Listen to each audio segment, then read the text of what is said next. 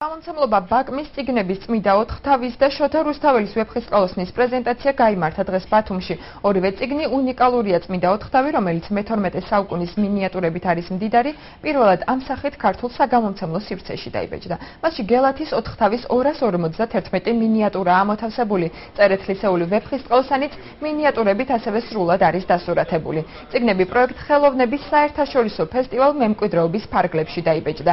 ანალოგიური წიგნების გამოცემა ტრადიციულად იგეგმება პრეზენტაციას ლიტერატურულ კაფეში, აჭარის განათლების სამინისტროს უმაღლესი საბჭოსა და საზოგადოების სხვა წარმომადგენლებიც ესწრებოდნენ.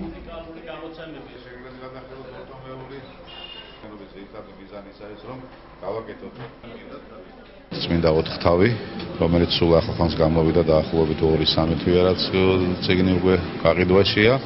ესეც განსაკუთრებული გამოცემა გამოირჩევა იმით, რომ პირველად ქართულ საგამომცემლო სივრცეში გამოვიყენეთ მინიატურები გელათის ოთხთავიდან. აქ არის გელათის ოთხთავის მინიატურები სრულად წარმოდგენილი 251 მინიატურა და პირველად ეძლევა საშუალება იმისა, რომ ვიხილოთ ეს მინიატურები და ნახოს ქართულმა მკითხველმა. ბოლო წლების განმავლობაში ესეთი უნიკალური და ილუსტრირებული გამოცემა არ ყოფილა. ვფიქრობ, რომ ეს იქნება ტრადიციული ჩვენ პოპულარიზაციას გაუწევთ როგორც წიგნს, ასევე გამომცემლობას და ბათუმელი მკითხველისთვის ეს იქნება ძალიან სასიამოვნო და არა მხოლოდ ბათუმელი მკითხველისთვის. ამდენად ჩვენ გეგმავთ ეს გავხადოთ ტრადიციული სამომავლო.